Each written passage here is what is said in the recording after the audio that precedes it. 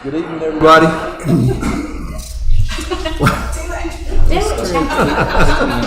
Thank y'all for coming to our August board meeting. We'll go ahead and get everything started if we can, and I'll do that by getting Mr. Caldwell to lead us in the pledge, if he doesn't mind. I pledge allegiance to the flag of the United States of America and to the republic for which it stands, one nation, under God, indivisible, with liberty and justice for all. Thank you, Mr. Caldwell. And Ms. Clark, would you mind reading the mission statement? Sure. The mission of Clay County Schools is to build high-quality learning environments that ensure all students learn at high levels. Thank you. The only announcement we have is our next regular meeting will be September 25th. And then we have the approval of the agenda as it's presented before you and was emailed to you as well. I'll make a motion to approve the agenda. All in favor? Aye. Thank you. There was no public comment, right, Angel? Right. Thank you. So we'll move right into Mr. Penland's comments for today. Just a couple. I just want to comment on the opening of school. It's been wonderful. Last week was open house. I attended all 4 of them. I was, I hesitate to say impressed because I knew what I was going to find when I got there. But the principals, the staff had done an excellent job. They were all prepared. The classrooms looked great. The students and parents come in, were all excited and ready to get today underway. And of course today we started, and I decided to go down this morning and be with Ms. Plemons. I have not experienced that school in the morning. I have the others over the years, and it was interesting. It was it just worked like it's supposed to. I got there and there were students going everywhere and buses unloading and parents unloading, but the staff was taking care of them. Everybody seemed to know where to go, and I only saw one child come in with tears in her eyes and 2 mothers coming out with tears in her eyes. One of them was really crying big time. She was dreading leaving that little one there, but that's part of it. But it was really good. And then I spent this afternoon at the bus line down here, and I got to talk to all the principals, and everybody seemed to have a really good day today. So, any of the principals want to add anything to that? It was smooth. I mean, it was just, we can get 179 more just like today. We're going to be happy. Going to be happy. So. I did want to comment on that, and I think it was rejuvenating for me just to get back and students here and see them so happy and just excited to be in school. So we got to try to keep that excitement up, and I think we can do that. Good. That's good to hear. I know it's been a busy day for you guys, so appreciate all of you being here tonight and taking part in the board meeting with us. So appreciate that. Can I share just one thing? You can. I had 2 students in lunchroom today tell me how much they miss the cafeteria. Wow, that's good. And that was a powerful statement. It was easy every day. That's good though. Yeah. Miss Bethel will be glad to hear that as well. Yeah, thank you for that. Do you want to do enrollment numbers? Do you have enrollment numbers? I do, yes. Yeah. Do you have that slide? Okay.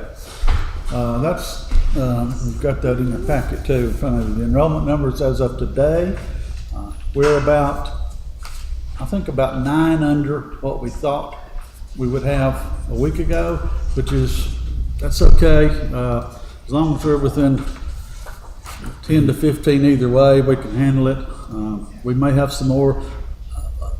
I don't know if it's this way now, but it used to be after Labor Day. A lot of schools away from here didn't start till after Labor Day, so they wouldn't bring them here.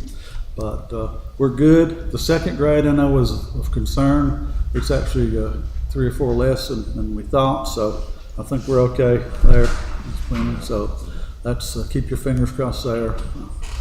If anybody got a 2nd grader, do not come to Clay County. We don't have anywhere to put you. We just got a brand new building, but we don't have anywhere to put you. So, but that's, and I'll keep the board updated. The 10th day is the magic day. After the 10th day, all the no-shows drop off, and the new ones, of course, are added. And we'll know more about where we're gonna stand, so. Anyway, I'm pleased with it. And then, I think there's another slide after this one. Yeah, and that's in your packet too.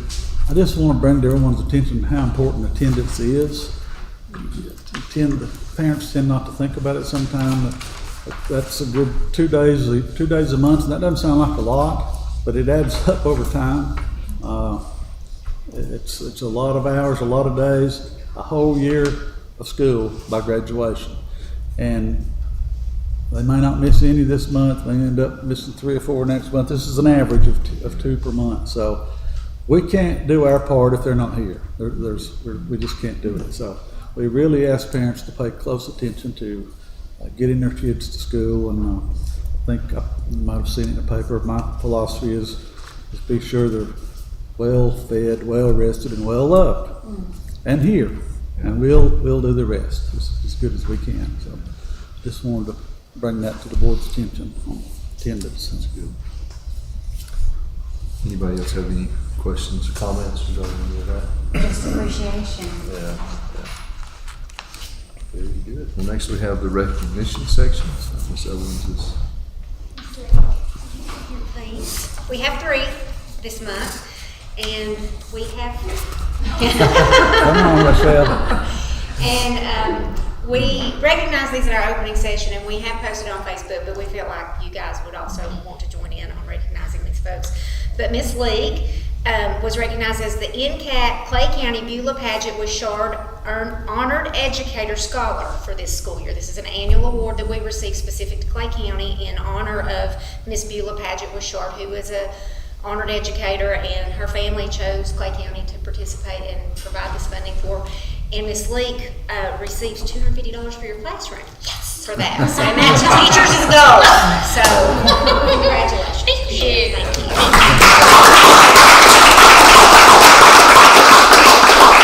Miss Trout. Amy just came from practice. Amy texted her, said, "You remember to come?" So Miss Amy Trout, one of our high school teachers, is honored from NCAT as well for the R. Philip Hare Honored Educator Scholar for the 23-24 school year. And she is actually receiving free tuition for a class at NCAT through this scholarship, which is golden. So congratulations. Miss Palmer.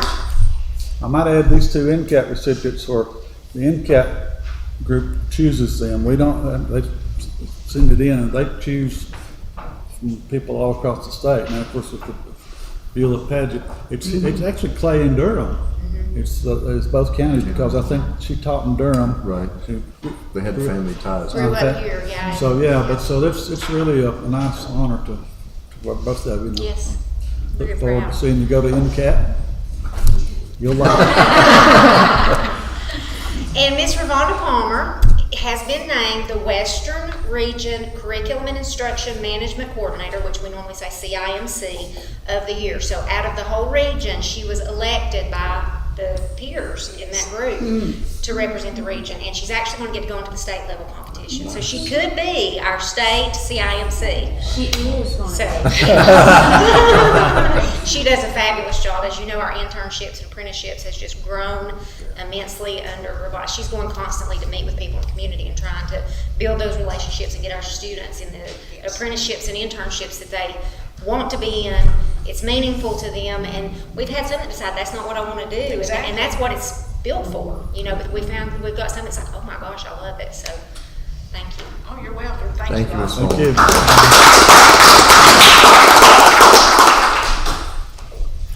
Congratulations, ladies. That's impressive. So thank y'all. Next, we have our reports section, and we'll start with Miss Heather Clemens, and she's our district MTSS coordinator. Good evening. You'll be probably quite surprised and probably pleased. This one's a very short report. You know, when you hear MTSS, there's usually a whole lot of data and information. So every year we participate as a district team, so that being the principal, superintendent, district level personnel, in a survey called the FAMD, Facilitated Assessment Model District. Each school does this as well, so that's called the FAMS. So we just wanted to look through this real briefly with you and just show you kind of a comparison from last year to this year and talk about why we are celebrating some of our growth and strengths, and then also some areas that we're going to work on.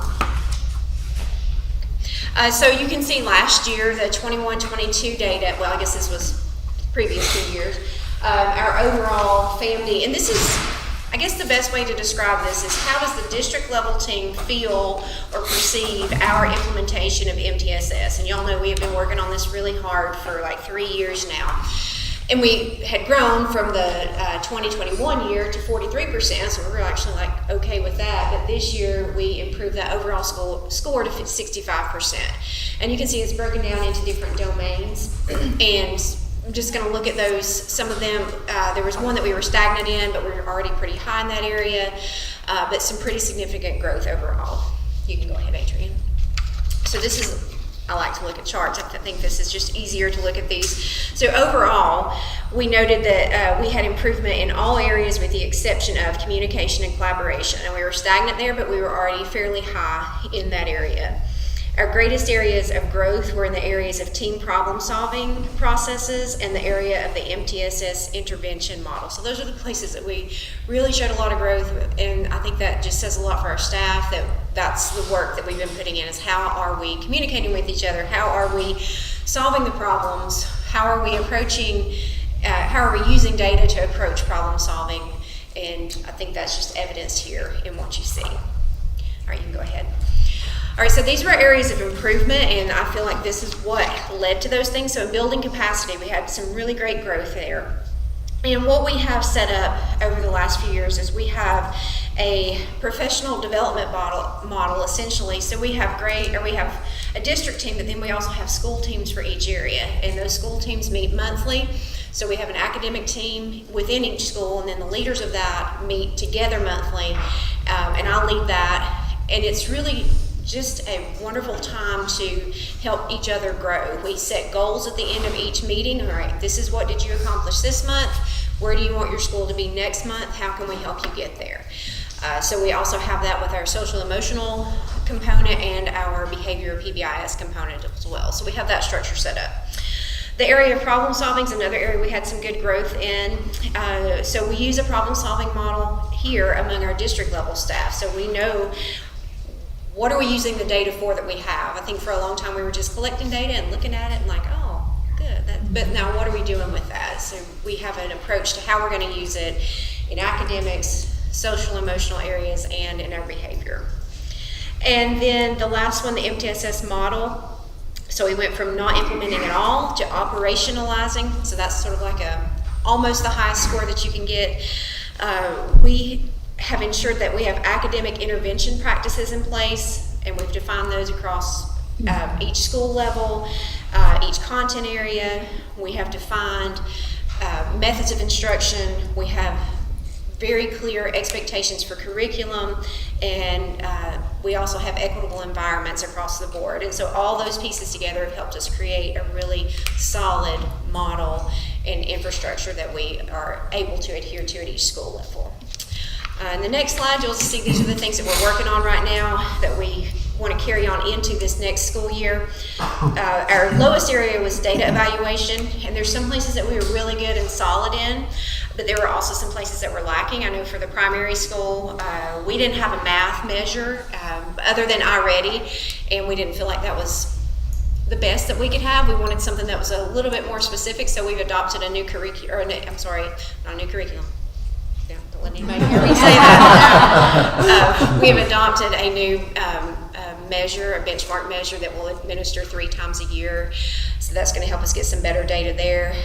At the high school, they have created benchmarks for ELA and math. At the middle and elementary school, we've got things in place for ELA and math. So we are getting better at that. We don't have it perfected yet, but we're building blocks towards it every year. And then in the multi-tiered system of support, we had high growth, but still a little bit lower score. So we're going to focus on strengthening our core instruction and academics and SEL. We got really good at putting those interventions in place, but an intervention is only as good as the core that supports it. So some of us in different areas are sort of taking a step back and looking at really what are we doing in our core instruction? Are we getting those students where they need to be in every area with what we're doing for every student in every subject, their social emotional support and behavior support, before we even have to add on those layers of interventions. And we're also developing some standard treatment protocol for social emotional and behavior interventions. So just like if this, then that, for every situation, rather than sometimes it feels like in some areas you may just be winging it a little bit, depending on what's going on with each specific kid. And so we wanted to put some standard things in place and put all of this in one document. Like each school has their thing, but we want it all also in one place. If you have a new employee that comes into the district, that's another resource you can give them to say, this is what we do, this is how we structure our support for our students in all areas. So that is it. If you guys have any questions for me, I'm happy to answer those. But that's where we are right now. Question? I just say, I think she's done a great job in bringing this together and bringing all 4 schools together, and I like what she said about the data. We've collected, for years we've collected data, some of it DPI wants us to collect, some of it we collect, but it's no good, it's just wasting people's time if you're not doing anything with it. So it's time to sit down and look at it, and that's what this is all about, and then figure out, can we do to make it better? I think y'all are doing a great job, all the schools, and we'll just continue on with that. I think this has been obviously a major undertaking over the last few years. So finally see it it was, at least for us, I will speak for myself, from a board member standpoint, like just kind of this unknown sort of, and it probably was for you guys as you were going through, but it's like, what really is this whole thing? So now it's nice to see it. I know it's taking a lot of work and it's taking a lot of time, but it's nice to see it kind of finally producing some fruit, so to speak, and being out there that it's actually being used and productive. And so I appreciate hard work. It's been everybody. The data thing was a mindset shift, I think, for all of us. It just was something, especially if you had been in the system for 10 or 15 years, and we just were like used to seeing our scores and seeing them kind of flatline. But really understanding that you can look at the data and start to dissect it a little bit and make some very specific and pointed changes, and you're going to get some different results. Yeah. Sounds very simple in theory, but we just weren't in the practice of doing that. Being in education, I think we've seen all of these programs with all the and acronyms and all come and go so quickly. But I think this is something that we can hang on to for a while and really see it through enough years so that we can really see the data and how it makes a difference, because this is something that goes with the students on and on and on throughout their school career. Exactly. So, and now that the structure's in place, it should tend to drive itself. Like Right. I don't think any of us can run our schools without having an MTSS process in place. It's there. It's not just like, it's not something else we're having to add in on top. That is the core of what we do. So. and it's not a matter of just putting a child into a box and saying, okay, these are his numbers. Correct. It's working with that child individually and specifically based on the information that you have, and I appreciate that. Taking that child and diagnosing what is the root cause of that and how can we help fix that. I mean, and you put in the social emotional learning and the behavior as well, and that puts the entire package together. So we don't have it perfect yet. We're still working, but I think that we all are invested enough in it to where we're going to see it. We want it to be better because we've seen the results for our kids. So. Well, I like the idea of your meetings in, okay, this is this month, what do we want to do next month? Yeah, and I think every team does that. I mean, we set goals for ourselves and that hold each other accountable. Thank you for all you do. Thank you. Thank you for having me. All right. Thank you. And the next report is summer maintenance items, which was quite a big list. Good Pretty list. impressive Yes, list. there's a long list, and certainly won't go through them all. You can look at it at your leisure, but maintenance department is very busy this summer. And just to highlight a few of the things, the primary school, one of the big things we got done was put up, Ms. Clemens requested chain fencing for the buses unload, so the students wasn't just jumping off the buses and running every which way, which they're going to do anyway, but now we got to go through a opening, get on the other side of that chain. So that seemed to go well this morning. There were way less car competitions for me. Okay, good. Yeah, anything safety related, we try to get right on it, and that's one thing that she had requested. And of course, refurbish the rubber on the playgrounds. That's another safety issue for the small ones. Elementary school got completely painted on the inside. Really looks good. The open house down there. It's hard for me to think that building's old because it's one of the newer ones. At least while I was here, but it was getting old. And but the new floor, I guess, was already in there a year or two ago. And now the new walls freshly painted. It looks good, very inviting.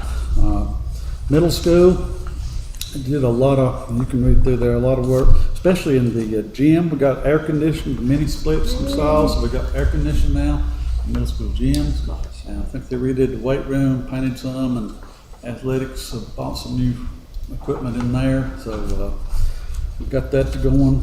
High school floor. If you haven't been in a high school, you need to go. It is amazing how much difference it made. It's beautiful. Just back to the tour of it. And, Mr. Overland gave me the grand tour the other day. Thank you for that. It was great. yeah, it is. We got the exhaust system in the welding, our new welding program.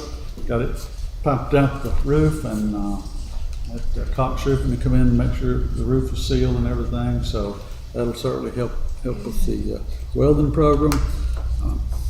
Gym floors, of course, got refinished. There was a leak when I first got here. It had buckled up, and we got that taken out, sawed out, and it looks pretty good. It's really, unless you're right over it, you can't really tell it's a patchwork. But next summer, I think it'll be time to take it down to the wood and repaint and everything, and it'll all look the same then.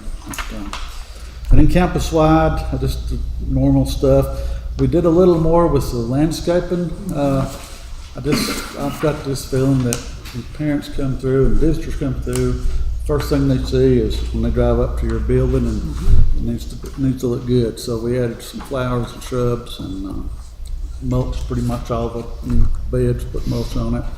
And Jimmy Yeller did that, and he does a good job. He does a great job. They worked hard. I see him out my window, 100 degrees, and they was out there just working and moving mulch, and I don't know how they do it, but it was certainly worth it to us. Pressure washing, just odds and ends. But anyway, you can look at that list, and if you got any questions about it, just let me know. But I appreciate all the work that was done this summer. Air conditioning, we had some issues there. Of course, it's always going to go out today. I think the high school experienced that. Kicked the brake or something over the weekend, but that was an easy fix. The elementary school has had some issues in the Old Rock gym. We had to switch over control system, and we're trying to make it work, one that we can take with us to the new intermediate school. And we had all that worked out, but the Harris controls has not really come through like they should have, and done their end of it. And but anyway, Friday, Stephen was able to find out one of the motors was down. He found an old motor, got it put in, but then he couldn't see the controls. But long story short, they were able to override that today and make sure it's working. So still hadn't got it where we can control it, but that's okay. I'd rather it run. We need it running. So that's been an issue for us, but we think we've got that worked out. So I think that's about it. There's a lot accomplished. That's good. It looks nice. So. Thank you for those reports. Next we have the action item. The first one is the AV design for the new intermediate school. Okay, what you've got there is a proposal for the AV and the Fine Arts Center auditorium for the consultant to come in and design it. That was not part of the architect package, and you don't have to do that, but it was $37,000. You know, if we're going to build $40 million school, $50 million, we hope, and we've all dealt with this auditorium for years. You can't hear anything in it.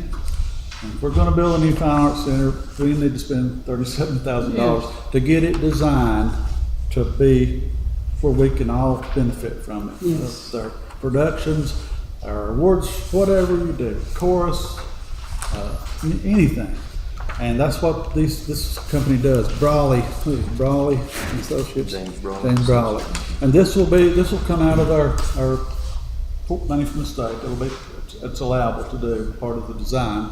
So I'm recommending that we add this to our contract and get them in here and let them do what they need to do to make sure we have a first-rate fine arts center.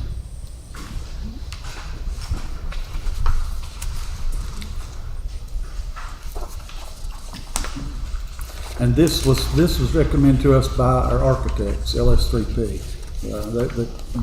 So they use them quite a bit, so they're really good. So I'm fine with it. Of course, my first thought on that is the same. I think it's a great idea because I have been so frustrated sitting in there listening to productions and not be able to hear things when you have Exactly. kids, nieces, and nephews are being recognized for things and you can't hear very well. So I would definitely be in favor of adding that to the design for the new school. Is there Any a questions? motion or questions? I make a motion that we approve it and go ahead. So we have a motion to approve this. I'll second it. Second from Ms. Crawford. All in favor? Thank you. And I just want to add, because I mean, I think when you get into an auditorium or any type of facility like that, I wouldn't know what to do. I mean, you need that expertise to go in there to ensure. People that do this every day for a living, they're gonna Because know. there's been so many discussions about that, and what to put in there, how to do it and stuff, so I'm with Danny, I think we just need to go ahead and do that, and I agree. everyone else, the rest of the board. Thank you. Do I sign that? You sign that? I'll sign it. Yeah, you did. But you've approved it now. Next, we have the Western North Carolina Driving School contract for this school year 23-24 through the 24-25 fiscal year. This is pretty much the same thing that you've been doing for the last few years, contracting with WNC Driving School. We basically just give them the money that the state gives us to take care of the driver's education. They work with Mr. Everland and when they can do the classes and driving and so forth. And it seems to work really fine, so I'm good with going ahead and redoing this contract and using them for the next school year. This is for 2 years.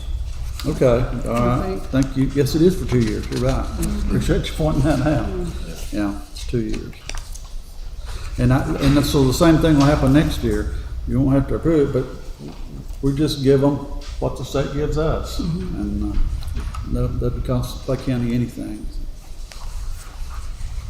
So heard that recommendation to approve the agreement between the school and Western North Carolina Driving School for driver's ed. Is there, Mr. Caldwell makes the motion. I'll second it. Ms. Beck seconds that. All in favor?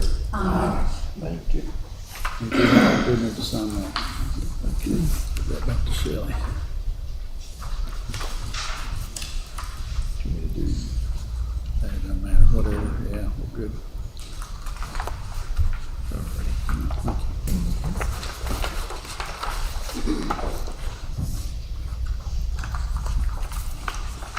So next is the Public School Building Repair Renovation Fund distribution for HVAC mini splits for room 213 at the high school. This is just a small expenditure, $3,900, I think. We have a air conditioner out in room 213. I'm not sure what they're doing in there, Mr. Oldham. That's Dee Anderson's room, where we teach the online Tri-County career classes. Okay. And the quickest, simplest fix for that is to get a mini split. Her room's situated so that Stephen said he could put it in and put the unit on the roof of the lower level building. So it won't really be sitting out there for everyone to see. But $3,900 is gonna come out of our, or we're requesting it comes out of our, public school building repair and renovation fund. We got about nearly $600,000 in that fund. Doesn't require a match. It can be used for this, so, just recommending that we go ahead and make that expenditure, and we've got it ordered, so we gotta pay for it somehow.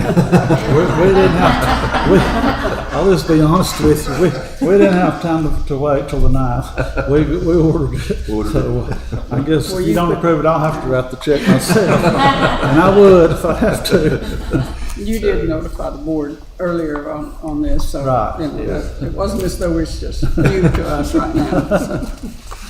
So there's that, fund request. Everybody, is there a motion? Everybody's good with that. Mr. Caldwell makes a motion. Second. Mr. Crawford, second. All in favor? Thank you.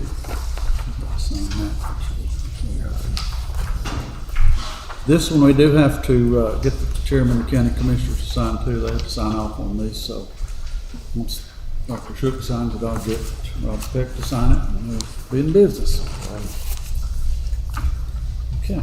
So the next MOU is the Young Harris College student intern. Ms. Owens has got it. Yes, Mr. Penland and I met with a couple of the doctors. They're revamping their program at Young Harris, and so they were meeting with all the districts that they try to place interns in, and it's basically an agreement of what their responsibilities are for their student interns and the way they will behave on campus, and what they, who we report to if we need to, take care of any issues, what our responsibilities are as a district, and what's expected of those students, and preparing them for a Georgia license, but also giving them an opportunity to do student internships here. And those are sometimes not just student teaching, it's just coming in and doing observations in the classroom. Right now we've got 4 students, one doing her first phase of student teaching. She's going to be doing the first quarter at the middle school, the second quarter at the high school, and then from there she'll decide if she wants to do middle or high and do her actual full student teaching the second semester. And then we have 3 music interns with Miss Sharon Perry from Young Harrison. So they're coming in and observing just a few hours a week. So if y'all will, we're asking for approval for that MOU. Any questions for Ms. Owens on that? If not, then I'll entertain a motion that we approve that MOU with Young Harris College. I'll make a motion to approve it. Ms. Beth, is there a second? I'll second it. Ms. Crawford, second. All in favor? Very good. I just have this. All right, Okay. the next is the Western Carolina Pace Setters MOU. Yes, Pace Setters is a partner that we've used before when we had an alternative school. They come in and did some projects, hands-on projects with students, and help them work through behavioral and emotional concerns, and help them learn better appropriate uses of their energy, basically. And so they've come back to us this year to create an MOU, and we are currently working on some ideas on how they can work with middle and high school students. That's the ages that they want to gear towards, but we also discussed some needs for our youngest students, pre-K through 5, and they've actually said, well, we're going to look at what we can help y'all do with that as well, because across the board, across the state, everybody's seeing significant social, emotional, behavioral, mental health issues across the state. So they're willing to step up and help us if we are able to partner with them and allow them to come in and work with our students. And if there's ever anything after school, they would be there's like a form that has to be, the parents sign it, and they actually take care of transporting the students home if the parent agrees to that and signs that waiver. So it's absolutely no cost to us or the students. So They still have the ropes course? they do In Marble? over in Marble. Yes, Okay.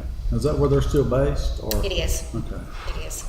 But they Solid. come to us with this MOU. Okay. Now, they might take a field trip at the end of the year or at the end of a semester or such, Right. but they will coordinate that with the schools. Okay. It's always been a good. It's been a good program, good program Always. for staff. Gil did a good job starting that up. It is. Yeah. Sure did. I was just thinking that when you're reading that, Gil put a lot of time and Yeah, effort into they that. sure did. So is there a motion that we approve this MOU with Western Carolina Pace Setters? I'll make a motion that we do this. Ms. Beck makes a motion. Is there a second to that? Mr. Caldwell, second. All in favor? Thank you. And next we have the federal programs, titles 1, 2, 4, and the rural low-income schools application. Ms. Owens doing that again. It's federal.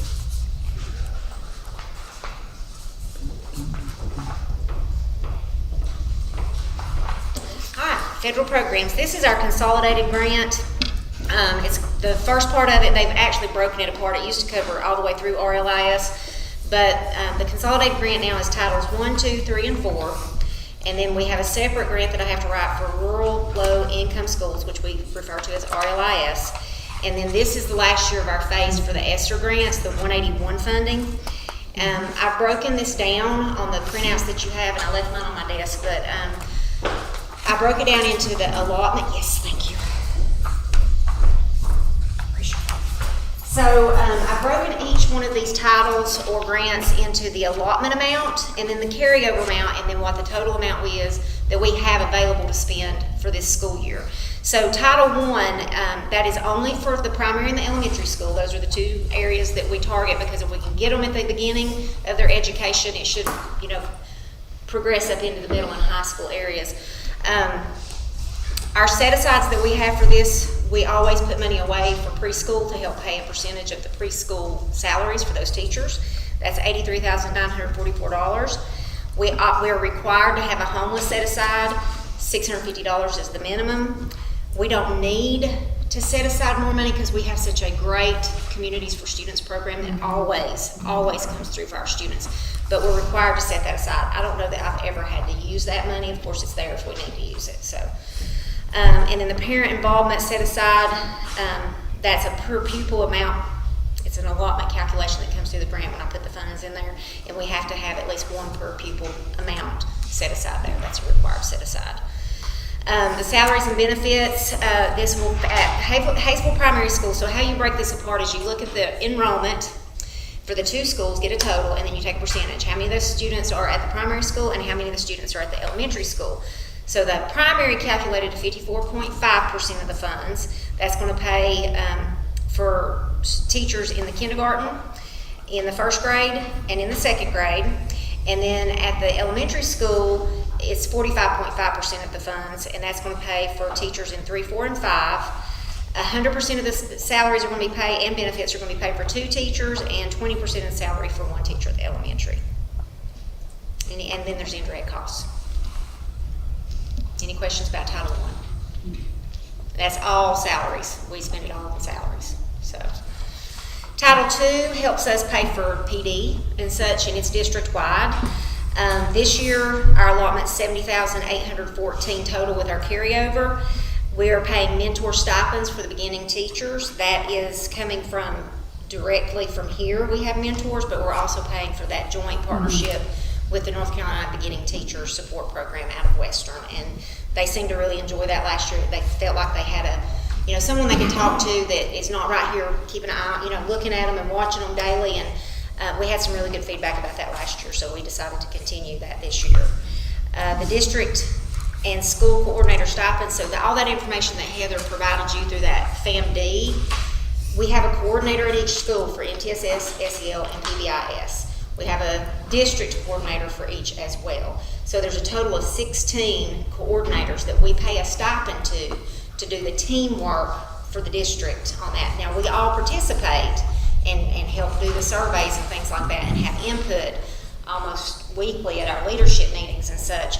And the teachers have input in their SIT meetings and in different ways that they input into those different programs. But we do pay a school level coordinator and a district level coordinator out of this funding. And then we pay workshop expenses and certifications and license fee if we have money left over to do that, and then indirect costs. Any questions about Title II? Title IV, student support and academic enrichment. This one is also district-wide. We got an allotment of $34,000, but we had some carryover that was almost $15,000 for last year. So we pay for our behavior tracking software, the Educator's Handbook, that tracks all that data and helps us look at that data and where we might have issues we need to put a little more emphasis on.